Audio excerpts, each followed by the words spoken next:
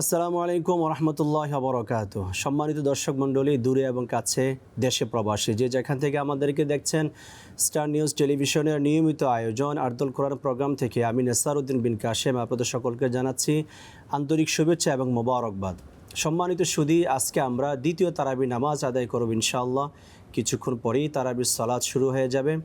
আজকে আমরা কালামে হাকিমের ১.৫ পারা তেলাওয়াত শুনব।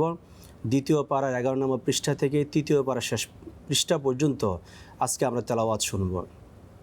আজকে সূরাতুল বাকারার ১৯৪ নম্বর আয়াত থেকে শুরু করে সূরাত আলে ইমরানের ১ থেকে ৯১ নম্বর আয়াত পর্যন্ত আজকে আমরা নামাজে হাফেজ সাহেবদের পিছনে তারাবির নামাজে আমরা ইনশাআল্লাহ আয়াতগুলি তেলাওয়াত শুনব। প্রিয় সুধী মণ্ডলী, প্রতিদিনের মতো আজও আমরা তারাবির সালাতে যে সকল আয়াতগুলি তেলাওয়াত করা হবে তার চুম্বক আলোচনা নিয়ে আপনাদের সামনে হাজির হই। আজকেও তার ব্যত্যয় ঘটেনি। আজকে এই দুইটি সূরা, সূরাতুল বাকারা এবং সূরাত আলে ইমরানে যে বিষয়গুলি আলোকপাত করা হবে, আল্লাহ তাআলা অনেক চুম্বক বিষয় আমাদেরকে শোনাচ্ছেন। জমিনে ফিতনা সৃষ্টি করা যাবে না, মতের ভিন্নতা থাকলেও কারো উপর হামলা করা যাবে না, নারীদের বিভিন্ন অধিকার রয়েছে, সন্তানদের ব্যাপারে সেটি হলো তার নির্দিষ্ট সময়ের মধ্যে তাকে দুধ পান করাতে হবে, এবং নারীদের নির্দিষ্ট যে পিরিয়ড রয়েছে এই ব্যাপারে সতর্ক সচেতন থাকতে হবে। স্বামীর মৃত্যুর পর স্ত্রী বিবাহ প্রয়োজন অনুযায়ী প্রয়োজন হলে সে করতে পারবে। কর্জে হাসানা হলে উত্তম ইবাদত। ঈসা মারিয়ামের চমকপ্রদ ঘটনা রয়েছে। ইব্রাহিম ও নমরুদের ঘটনা, মুশরিক ও মুমিনের মাঝে পার্থক্য বোঝা যায় এই সূরাগুলির ভিতরে। সুস্পষ্ট সুদ হারাম আল্লাহ তাআলা এখন তা দ্ব্যর্থহীন কণ্ঠে ব্যক্ত করেছেন। তালুজ জালুদ, ঈসা, মারিয়াম, মুসা, ইব্রাহিম সহ নবীদের আলোচনা এখানে এসেছে। স্বল্প মূল্যে যারা ঈমানকে বিক্রি করে দেয় তাদের পরিণতি কি আল্লাহ তাআলা তার বিশদ বিবরণ করেছেন, এখানে আলোকপাত করেছেন। আল্লাহ সুবহানাহু ওয়া তাআলা মানুষের উপর ওই জিনিস চাপিয়ে দেন না যা তার জন্য কষ্টকর, মানুষের জন্য যা কল্যাণকর, সহজতর, উপযোগী, রব্বে কারীম সেগুলি তার জন্য উপযুক্ত হিসাবে এখানে তিনি আলোকপাত করেছেন। এরকম আরও অনেক গুরুত্বপূর্ণ বিষয় আল্লাহ তাআলা এই দুইটি সূরার মধ্যে আলোকপাত করেছেন। আমরা এই চমকপ্রদ বিষয়গুলি নিয়ে আপনাদের সাথে কথা বলবো। সম্মানিত সুধী, আজকে আপনাদের সামনে এই বিষয়গুলি প্রাঞ্জল ভাষা উপস্থাপন করার জন্য আমরা একজন মেহমানকে নিমন্ত্রণ করেছি। আসুন আমরা তার সাথে পরিচয় হই। তিনি হলেন ডক্টর মীর মনজুর মাহমুদ, অধ্যাপক, মানারাত ইন্টারন্যাশনাল ইউনিভার্সিটি।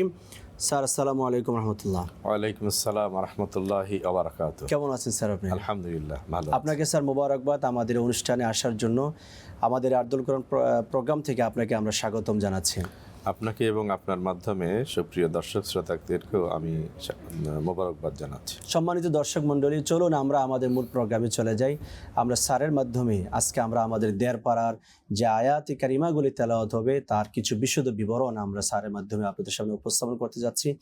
জি মুহতারাম, সূরাতু বাকারা আল্লাহ তাআলা ১৯৭ নম্বর আয়াত থেকে ২০৫ নম্বর আয়াত পর্যন্ত হজ ও তার বিধিবিধান সম্পর্কে আলোকপাত করেছেন। আপনি যদি তার কিছু বর্ণনা আমাদের সামনে উপস্থাপন করতেন। জি, আলহামদুলিল্লাহ, ওয়াসসালাতু ওয়াসসালামু আলা রাসূলিল্লাহ, বাদ। কোরআন কারীমের সর্ববৃহৎ সূরা হচ্ছে সূরাতুল বাকারা। ২৮৬টি আয়াত এখানে আছে। আমরা প্রথম রমাদানের সালাতের মধ্যে, তারাবি সালাতের মধ্যে আলহামদুলিল্লাহ আমরা ১.৫ পারা শুনে ফেলেছি। আজকের আমরা যে অংশটুকু শুনব সেখানে সূরা বাকারার ২৮৬ পর্যন্ত যাব, এরপরে সূরা আলে ইমরান থেকে যাব, এবং এই দুইটি সূরা বিধিবিধানে ভরপুর।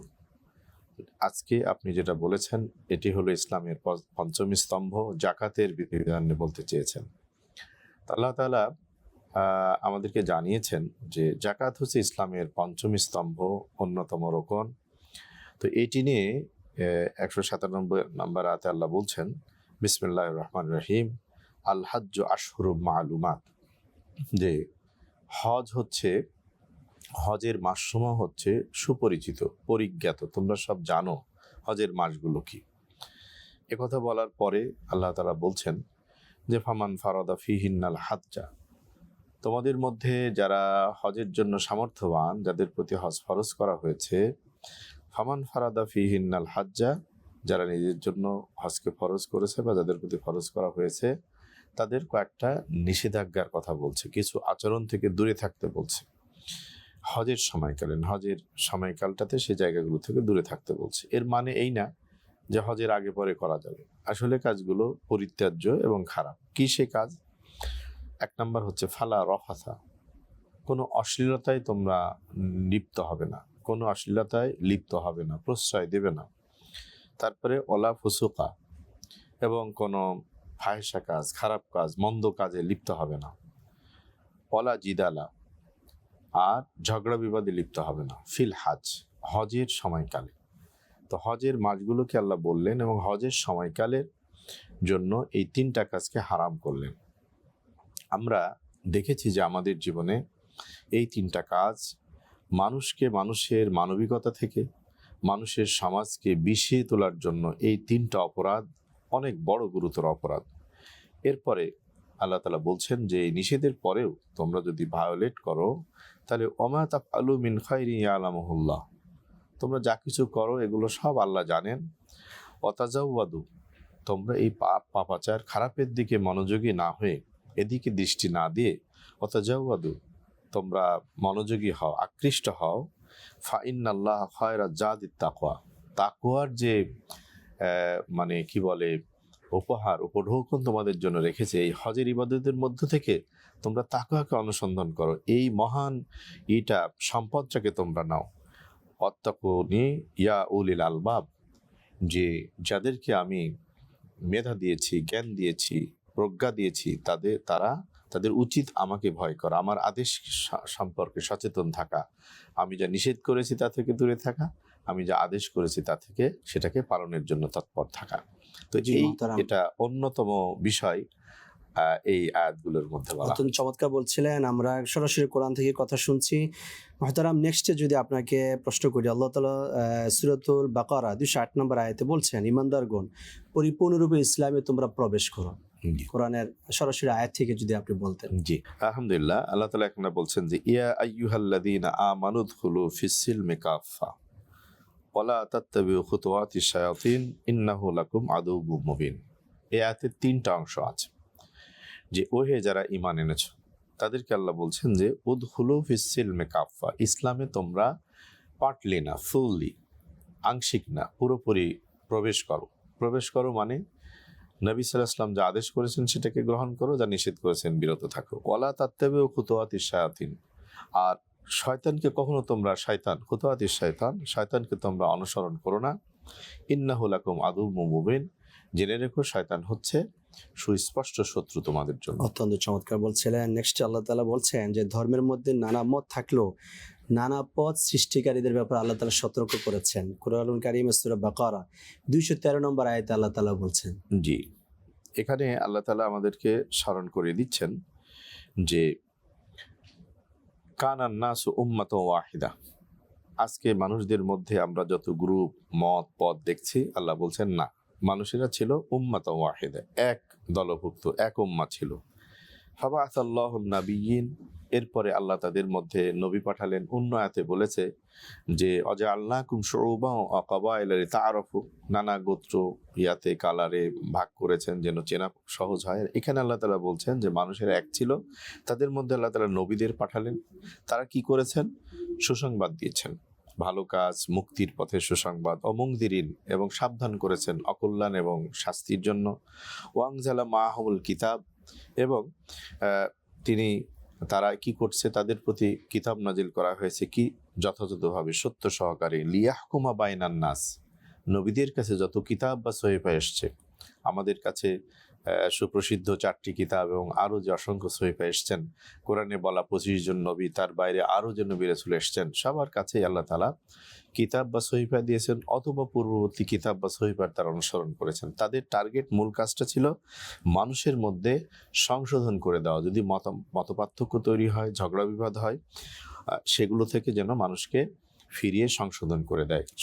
শুকরান জাযাকুমুল্লাহ। সূরাতুল বাকারা 219 নম্বর আয়াতে আল্লাহ তাআলা মদ এবং জুয়ার ভয়াবহতা সম্পর্কে আলোকপাত করেছেন। জি, এখানে আমরা 219 নম্বর আয়াতে আল্লাহ তাআলা বলছেন যে কোরআন যখন অবতীর্ণ হয় তখন ওই সোসাইটিতে মদও প্রচলিত ছিল, এটা সাধারণ পানীয় ছিল, জুয়াও সেখানে একটা সাধারণ বিনোদনের ব্যবস্থা ছিল। তো এটা যখন নিষেধ হলো তখন নবীজিকে প্রশ্ন করা শুরু করলো মানুষেরা, ইয়াসআলুনাকা আনিল খামরি ওয়াল মাইসির, যে নবী, মানুষেরা আপনাকে প্রশ্ন করছে মদ এবং জুয়া সম্পর্কে, আপনি বলেন কুল ফীহিমা ইসমুন কাবীর, যে এর মধ্যে অনেক অকল্যাণ রয়েছে, এটা অনেক বড় গুনাহ। ও মানাফিউল নাস, এখানে সামান্য কিছু মানুষের জন্য উপকার আছে সাময়িক, কিন্তু ইসমুহুমা আকবারু মিন নাফইহিমা। মদ খেলে সাময়িক যে খায় তার ভালো লাগতে পারে, জুয়া খেললে সাময়িক আনন্দ আসতে পারে, কেউ উপকৃত হতে পারে, কিন্তু এই দুটো কাজের মধ্যে বিনোদন অথবা পানীয় এর মধ্যে অনেক বড় অকল্যাণ নিহিত আছে। সেটা আজকের বিস্তারিত আলোচনার বিষয় নয়। সুতরাং এই যে মানে দুটা পাপাচার, সমাজে সুপ্রতিষ্ঠিত পাপাচার, এটা চিরকালের জন্য কোরআন হারাম করে দিয়েছে। আজকে সোসাইটিতেও অঘটন, অশান্তির মূলে এই দুইটা পাপাচার অনেক গুরুত্বপূর্ণ ভূমিকা অনেক পালন সুন্দর করছে। বলছিলেন। আমরা সরাসরি কোরআন থেকে মদ এবং জুয়ার ভয়াবহতা সম্পর্কে আলোকপাত শুনেছি। মহতারাম, একটা ছোট্ট বিরতির পরে আবারও আমরা আপনার কাছে আসবো। সম্মানিত সুধী, নিচ্ছে আমরা ছোট্ট একটা বিরতির পরে আবারও আমরা আমাদের প্রোগ্রামে চলে আসব। ততক্ষণ সাথে থাকার জন্য আপনাদেরকে ধন্যবাদ। সম্মানিত দর্শক মণ্ডলী, ছোট্ট একটি বিরতির পরে আবারও আপনাদেরকে স্বাগতম আরদুল কোরআন প্রোগ্রামে। আপনারা সকলে আমাদের সাথে শেষ পর্যন্ত থাকবেন। সম্মানিত দর্শক মণ্ডলী, আমরা আজকে দ্বিতীয় তারাবি নামাজের 2 পারার 11 পৃষ্ঠা থেকে 3 পারার শেষ পৃষ্ঠা পর্যন্ত আজকে আমরা তেলাওয়াত শুনবো। নামাজের মধ্যে তেলাওয়াত শুনবো তারাবির সালাতে। সেই বিষয়গুলিকে সামনে রেখেই আজকে আমরা এখানে আলোচনা করছি। বঙ্গানুবাদ, তার কিছু প্রেক্ষাপট এবং কিছু গুরুত্বপূর্ণ মাসাইল। বিরতির আগে আপনি খুব সুন্দর আলোকপাত করছিলেন সূরাতুল বাকারার আলোকেই। আমরা একটি বিষয় একটু সূরা বাকারা 223 নম্বর আয়াতে আল্লাহ তাআলা বলছেন যে স্ত্রীরা হচ্ছে সন্তান উৎপাদনের ক্ষেত্রে তোমাদের জন্য ফসল ক্ষেত্র, আর এই ব্যাপারে তোমরা আল্লাহকে ভয় করো। আপনি যদি একটু সরাসরি কোরআন থেকে আমাদেরকে শোনাতেন। জি, আল্লাহ তাআলা বলছেন এখানে যে নিসাউকুম হারথুল লাকুম ফাআতু হারথুকুম আন্না শি'তুম, যে স্বামীদেরকে বলা হচ্ছে যে তোমাদের বৈধ স্ত্রীরা হচ্ছে তোমাদের জন্য শস্য ক্ষেত্রের মতো। তো এখানে একটা জিনিস ভুল বোঝার সুযোগ আছে, যে মানুষের কনজুগাল লাইফে, দাম্পত্য জীবনে সন্তান লাভই যেন প্রধান বা মুখ্য উদ্দেশ্য কেউ বিবেচনা না করে। কারণ কোরআনের এই আয়াতাংশ যদি আমরা শুধু অনুবাদ বলি তাহলে আমাদের কাছে এটাই মনে হবে, কিন্তু সূরা রুমের 30 নম্বর আয়াত আল্লাহ তাআলা বলছেন যে লিতাসকুনু ইলাইহা, বিবাহের বিধান বলার পরে বলছে যে তোমাদের এই যে কনজুগাল লাইফ, দাম্পত্য জীবন হচ্ছে স্বামী স্ত্রীর কাছে, স্ত্রী স্বামীর কাছে, তাদের প্রশান্তির জন্য এই যে কনজুগাল লাইফটা। সূরা বাকারার এই সূরারই অন্য আয়াতে বলা হচ্ছে হুন্না লিবাসুল্লাকুম আনতুম লিবাসুল্লাহুন্না, মানে তাদের ইন্টিমেসিটা, পরস্পরের রিলেশনটাকে যে একজন আর একজনের পোশাকের সাথে তুলনা করেছে। তো এই আয়াতাংশে আল্লাহ তাআলা বলছেন যে তোমরা মানব বংশের সুরক্ষা ধরে রাখার জন্য, সন্তান লাভের জন্য কনজুগাল লাইফের বাইরে আর কোনো বৈধ উৎস নাই মানব সমাজে। সুতরাং কনজুগাল লাইফে তোমরা সন্তান লাভের আশা করো তোমার স্ত্রীদের কাছ থেকে, এবং তার শারীরিক অবস্থা, তোমার ইচ্ছা সবকিছু মিলেই কিন্তু চিন্তা করার। এখানে অনেকগুলো বিষয় আছে, শুধু অনুবাদ আমাদেরকে অনেক কোশ্চেন এনে দিতে পারে। তো আল্লাহ তাআলা বলছেন যে তোমাদের ইচ্ছা অনুযায়ী, তোমাদের ইচ্ছা, সামর্থ্য, সক্ষমতা এগুলোতে তোমরা বৈধ সন্তান লাভের জন্য তোমাদের স্ত্রীদেরকেই তোমাদের কি করা হয়েছে। এবং এক্ষেত্রে অত্তাকুল্লাহ, আল্লাহকে ভয় করো স্ত্রীর সাথে আচরণে, অন্যান্য জায়গায়। তারপরে ওয়ালামু আন্নাকুম মুলাকুহু, জেনে রেখো যে তার সাথে তোমরা সবাই সাক্ষাৎ করবে। অবাশশিরিল মুমিনিন, যারা এই মহাগ্রন্থ এবং এই মহাগ্রন্থের নির্দেশের প্রতি বিশ্বাস রাখে, অনুসরণীয় এবং চিন্তায়, তাদের জন্য সুসংবাদের কথা বলছে। এখন আমরা যদি আরেকটি বিষয় আলোকপাত করি, সেটা হলো সুদ সম্পর্কে আল্লাহ তাআলা সূরা বাকারা 274 থেকে 280 নম্বর আয়াত পর্যন্ত আল্লাহ তাআলা আলোকপাত করেছেন। 274 থেকে 280। জি, একটু যদি বঙ্গানুবাদ আমরা শুনতাম সুদ এবং তার ভয়াবহতা সম্পর্কে। আল্লাযীনা ইউনফিকুনা আমওয়ালাহুম বিল-লাইলি ওয়ান-নাহারি সিররান ওয়া আলানিয়া ফালাহুম আজরুহুম ইনদা রাব্বিহিম ওয়ালা খাউফুন আলাইহিম ওয়ালা হুম ইয়াহজানুন। 274 নম্বর আয়াতে আল্লাহ তাআলা বলছেন যে যারা তাদের সম্পদ থেকে রাতে বা দিনে, গোপনে বা প্রকাশ্যে ব্যয় করে, তাদের জন্য রয়েছে ফালাহুম আজরুন, আছে তাদের জন্য রয়েছে উজরত বা পুরস্কার, ইনদা রাব্বিহিম, তাদের রবের কাছে। ইমানদারেরা ব্যয় করবে দুনিয়াতে মানুষের জন্য, মানুষের কল্যাণে, সৃষ্টির কল্যাণে, কিন্তু দুনিয়াতে সে কিছু পাক বা না পাক এ আশা তার বড় হবে না। প্রতিদান সে প্রত্যাশা করবে তার রবের কাছে। এবং আল্লাহ তাআলা বলছেন যে ওয়ালা খাউফুন আলাইহিম ওয়ালা হুম ইয়াহজানুন, যারা ঈমানদার এবং ঈমান আনার পরে তাদের এই সমস্ত আদেশ বা জীবনের যত কাজ আছে এই জীবন পথ পরিক্রমা চলতে গিয়ে তারা যেন ভয় না করে আর তারা যেন দুশ্চিন্তা না করে। অর্থাৎ ঈমানদারকে নির্ভয়ে চিন্তাহীনভাবে কোরআনের সব বিধান, আল্লাহর সব নির্দেশনা পালনের জন্য এখানে আমাদেরকে আদেশ করা হচ্ছে। এবং সুদ সম্পর্কে আল্লাহ তাআলা খুব ভয়াবহ দৃষ্টি আলোকপাত করেছেন যে সুদ হলো পরের মারাত্মক। আয়াতে হ্যাঁ, আপনি জি, যেটা বলেছেন জি, জি। এরপরে এটা 275 নম্বর আয়াতে জি, আল্লাহ জি। তাআলা বলছেন যে আল্লাযীনা ইয়াকুলুনার রিবা, জি। যে যারা মানুষদের মধ্যে থেকে যারা সুদ খায়, লা ইয়াকুমুনা ইল্লা কামা ইয়াকুমুল্লাযীনা তাখাব্বাতুহু শাইতান মিনাল মাস, এই যালিকা বিআন্নাহুম ক্বালু ইন্নামাল বাইউ মিসলুর রিবা ওয়া হাল্লাল্লাহুল বাই'a ওয়া হাররামার রিবা ইলা আখিরিল আয়াত। এটা একটা বড় আয়াত এবং অত্যন্ত গুরুত্বপূর্ণ একটি আয়াত। গুরুত্বপূর্ণ আয়াত এবং পঠিত, সর্বাধিক পঠিত যে সমস্ত আয়াত আমাদের রিয়েল লাইফে আছে তার মধ্যে এটা অত্যন্ত গুরুত্বপূর্ণ। এখানে আল্লাহ তাআলা সুদকে সুস্পষ্টভাবে হারাম বলছেন এবং সুদকে সমাজে, এটা সুদ অত্যন্ত প্রাচীন পাপ মানব সমাজে, এবং এই সুদকে বৈধ করার জন্য মানুষেরা বলেছে যে আল্লাহ বলছেন যে আহাল্লাল বাই ওয়া হাররামার রিবা, আমি ব্যবসাকে হালাল করেছি, রিবাকে হারাম করেছি। কিন্তু মানুষেরা এই রিবা বা সুদকে জায়েজ করার জন্য তারা বলছে যে এটা হলো মানে রিবার মতোই সুদ এবং ইন্নামাল বাইউ মিসলুর মিসলুর রিবা। রিবা, যে ব্যবসাটা তো মানে সুদের মতোই, অথবা সুদ আর ব্যবসার মধ্যে পার্থক্য তারা খুঁজে পায়নি। মানুষেরা সুদ এবং ব্যবসার মধ্যে সাদৃশ্য খুঁজেছে, আল্লাহ বলছেন যে এর মধ্যে পার্থক্য আছে, একটাকে তিনি হালাল করেছেন আর একটা হারাম করেছেন। রাসূলুল্লাহ সাল্লাল্লাহু আলাইহি ওয়াসাল্লাম সুদের ভয়াবহতা বলতে গিয়ে সরাসরি আল্লাহ এবং আল্লাহ রাসূলের সাথে যুদ্ধের কথা বলেছেন, ঘোষণার কথা বলেছেন, আরও কঠিন শাস্তির কথা বলেছেন। এখানে এই দীর্ঘ আয়াতে আল্লাহ তাআলা এগুলোই বলছেন যে যারা এগুলো করবে তাদের জন্য বলছেন যে অমান আদা ফাউলাইকা আসহাবুন নার হুম ফিহা খালিদুন, যে আমার এই নিষেধের যে বাউন্ডারি, এই বাউন্ডারি যারা ক্রস করবে কোনো ঠুনকো যুক্তি দিয়ে হোক অথবা নিজের খেয়াল খুশিতে হোক, তারা যেন জেনে রাখে যে ওদের জায়গা হবে জাহান্নাম এই অবাধ্যতার জন্য, হুম ফিহা খালিদুন, আর জাহান্নামে সাময়িক নয়, তারা তারা স্থায়ীভাবে স্থায়ীভাবে অবস্থান করবে। অত্যন্ত সুন্দর করে বলছিলেন সুদের ভয়াবহতার ব্যাপারে। আল্লাহ সুবহানাহু ওয়া তাআলা সূরা আলে ইমরানের 19 নম্বর আয়াতে বলছেন যে ইন্নাদ-দীনা ইনদাল্লাহিল ইসলাম, জি নিশ্চয়ই ইসলাম আল্লাহ তাআলার কাছে একটি মনোনীত ধর্ম। জি। সরাসরি কোরআন থেকে যদি আপনি আরেকটু বলতেন। এখানে আল্লাহ তাআলা বলছেন যে আসলে মানুষের জীবনের জন্য মানুষ তো নিজে পথ চলতে পারে না, কারণ সে সামনে দেখে না, পিছনে কি হয়েছে সেটাও ভুলে যায়। ফলে মানুষের জীবন চলার নির্দেশিকাটা মানুষের জন্য খুব জরুরি। তো এখানে আল্লাহ বলছেন যে ইন্নাদ-দীনা ইনদাল্লাহিল ইসলাম, জীবন বিধান হিসাবে, জীবন নির্দেশক হিসাবে আল্লাহর কাছে একমাত্র জীবন বিধান হচ্ছে ইসলাম।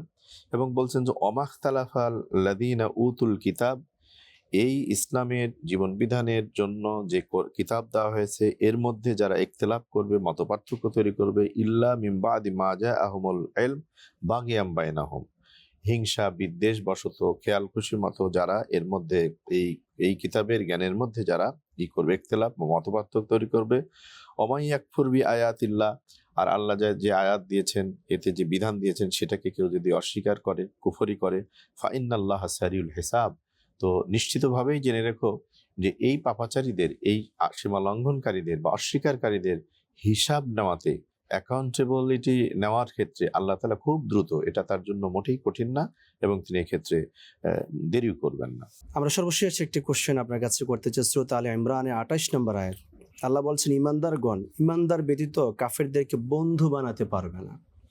হ্যাঁ, এখানে আল্লাহ তাআলা মানে আয়াতটাই যদি আমরা পড়ি যে লা ইয়াত্তাখিযুল মুমিনুনাল কাফিরিনা আউলিয়া মিন দুনিল মুমিনিন, মানুষের জীবনে বন্ধুর প্রভাব অনেক বড়। আর দিন মানে আল মারাতু আলা দিনে খালিলিহি, যে মানুষ তার বন্ধুর দিন স্বভাবের দ্বারা প্রভাবিত হয়ে থাকে। তো আল্লাহ তাআলা মানুষের জীবনের এই গুরুত্বপূর্ণ প্রসঙ্গ নিয়ে বলছে যে তোমরা মুমিন ছাড়া আর কাউকে একান্ত বন্ধু হিসাবে নিতে পারবে না। এই বন্ধুত্ব কিন্তু সামাজিক রিলেশন না, সামাজিক রিলেশন রাখা যাবে, কিন্তু এটা হলো একান্ত নির্ভরযোগ্য নিজেকে গ্রহণ এবং অর্জনের মানে অনুসরণের ক্ষেত্রে বন্ধু করা যাবে না। এরপরে অমাই আফাল জালিকা, যে আল্লাহর এই নির্দেশ ভঙ্গ করে মুমিন ছাড়া অন্যদেরকে বন্ধু হিসেবে নেবে। আল্লাহ বলছেন ফালাইসা মিনাল্লাহি মিন শাইইন ইল্লা আন তাত্তাকু মিনহুম তুকাতা ওয়া ইউহাযযিরুকুমুল্লাহু নাফসা ওয়া ইলাল্লাহিল মাসির। যে আল্লাহর কাছেই প্রকৃত প্রতিদান আছে। তোমরা যদি এই নীতি ভ্রষ্ট হও, তাহলে আল্লাহর কাছে তোমাদের কোনো পাওনা থাকবে না। আর তোমরা এই বন্ধু গ্রহণ বা বর্জনের ক্ষেত্রে তোমরা তাকওয়ার নীতি অবলম্বন করবে, আল্লাহর যে নির্দেশনা আসে সেটাকে মেনে চলবে। তার মানে মানুষের জীবনে বন্ধুত্ব অতি প্রভাবক। এই রিলেশনটা, মানুষের আন্তঃসম্পর্কের যে রিলেশনটা, এটা নির্ধারণেও ইসলামের নির্দেশনা আছে। সবচেয়ে ভাবার বিষয় হচ্ছে যে মানুষের জীবনের এমন কোনো প্রসঙ্গ নাই, ভিজিবল ইনভিজিবল, পেটের খাবার, বিচার, সামনে অতীত, সাধারণ একটা সম্পর্ক, সবকিছুর ক্ষেত্রেই কোরআন আমাদেরকে নির্দেশনা দেওয়ার কারণে আমরা বলি যে ইসলাম হচ্ছে কমপ্লিট কোড অফ লাইফ। অনেক অনেক শুকরিয়া, জাযাকুমুল্লাহ মুহতারাম। আপনি আমাদের প্রোগ্রামে আপনার গুরুত্বপূর্ণ সময় ব্যয় করার জন্য প্রোগ্রাম পক্ষ থেকে আপনাকে মোবারকবাদ জানাচ্ছি। সম্মানিত দর্শক মণ্ডলী, আমরা অত্যন্ত গুরুত্বপূর্ণ বিষয়ে আলোচনা শুনছিলাম। আজকে দ্বিতীয় তারাবিতে যে আয়াতে কারিমাগুলি তেলাওয়াত করা হবে, দ্বিতীয় পারার 11 নম্বর পৃষ্ঠা থেকে পুরো তৃতীয় পারা পুরোটাই তেলাওয়াত করা হবে। আমরা তার সামারি সাবস্টেন্স আপনাদের সামনে উপস্থাপন করার চেষ্টা করেছি। সম্মানিত দর্শক মণ্ডলী, আশা করি এই প্রোগ্রাম আপনাদের জন্য উপকৃত হবে। থাকুন আমাদের সাথে, স্টার নিউজ টেলিভিশনের সাথে। প্রতিদিন এই সময়ে প্রত্যেক দিন আপনাদের সামনে নতুন নতুন বিষয় নিয়ে যা তেলাওয়াত হবে তার বৈজ্ঞানিক এবং সামাজিক সকল বিষয়গুলি আপনাদের সামনে নিয়ে আবারও ইনশাআল্লাহ পরবর্তী প্রোগ্রামে হাজির হব। ভালো থাকুন, সুস্থ থাকুন। আসসালামু আলাইকুম রহমতুল্লাহি ওয়া বারাকাতুহু।